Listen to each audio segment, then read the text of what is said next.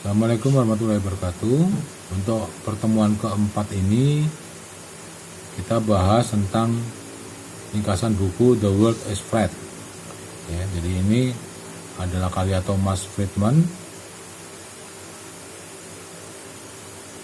Jadi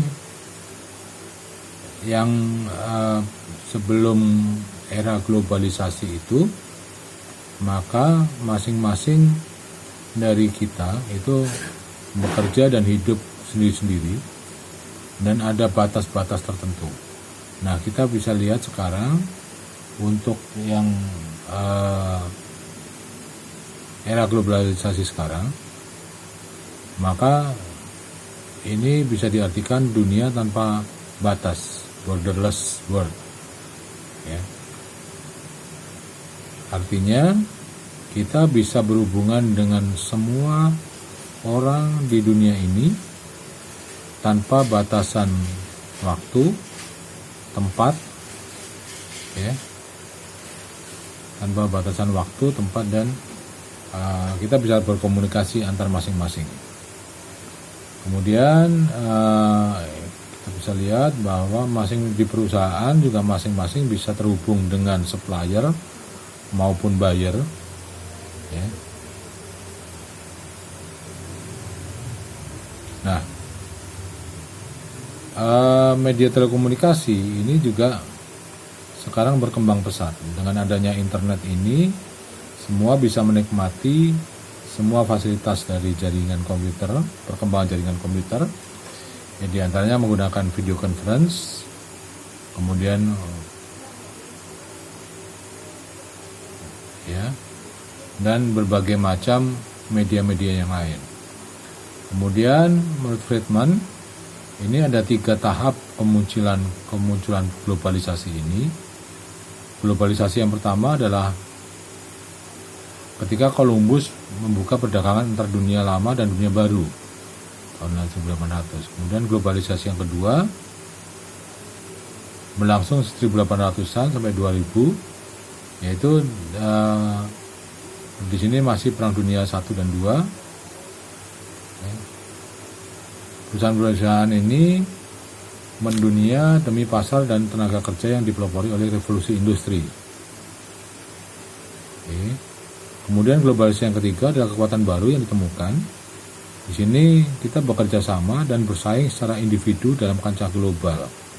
Artinya tidak perlu sebetulnya di era sekarang ini globalisasi ini ketergantungan dengan yang lain. Ya, jadi memungkinkan, memberdayakan dan melibatkan individu itu satu kelompok kecil dan mudah untuk melakukan kegiatan. Jadi di sini yang disebut dengan flat world platform. Jadi platform dengan dunia itu flat. Ya. Oke. Untuk bab 2 di sini kita bisa mulai dengan runtuhnya tembok Berlin. Itu artinya sebetulnya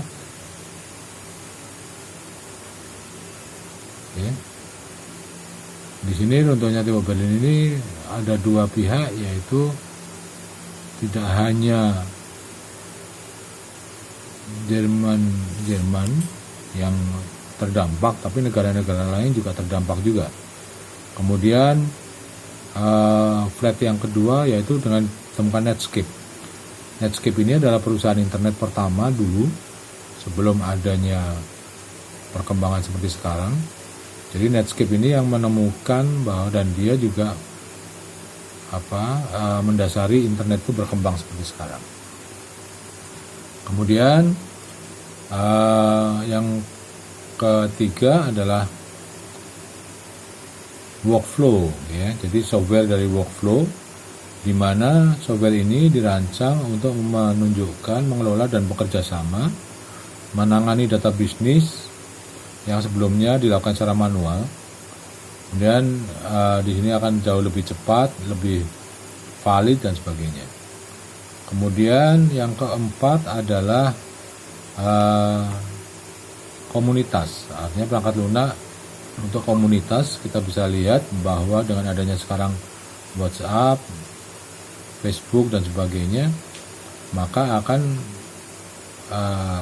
sekarang ini satu dengan yang lainnya sangat mudah untuk berkomunikasi, ya.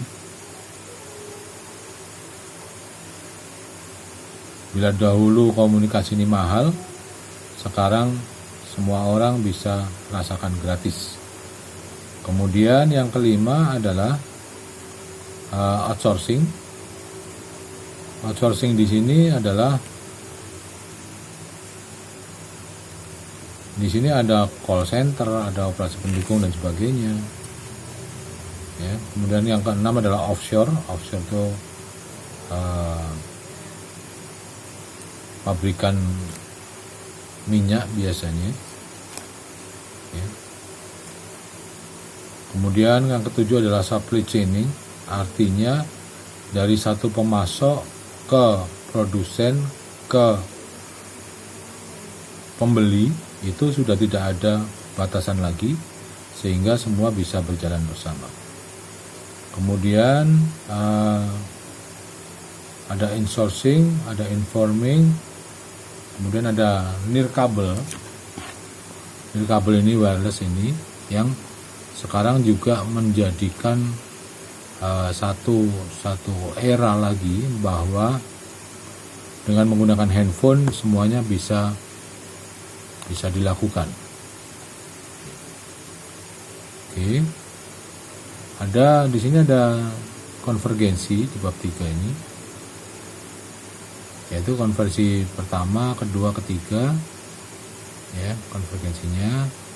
Kemudian ada dunia yang masih belum semuanya flat, ya. Ada globalisasi lokal, ada yang belum menerapkan full globalisasi, tapi mau nggak mau globalisasi ini akan mendampak kepada semua lapisan masyarakat. Terima kasih, demikian yang keempat, ya, presentasi keempat. Terima kasih. Wassalamualaikum warahmatullahi wabarakatuh.